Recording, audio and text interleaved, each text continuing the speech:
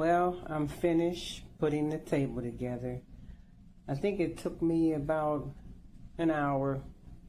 That's because I was eating in the middle of putting it together.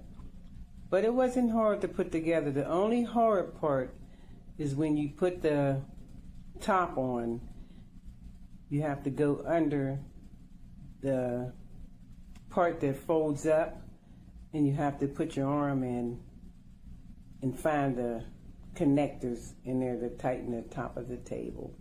But other than that, I like it. It matches my floor, and I hope that it functions well when I go to charge something.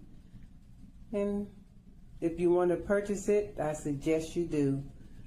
It's not real tall. It's tall enough, and it's wide enough to where I want to put it, because my apartment is not real big, but it's big enough for me. So I hope you enjoy it if you purchase it. Thank you. Just because I needed some more space. It does have a nice little lift up top here. It does have 2 extra shelves on the bottom.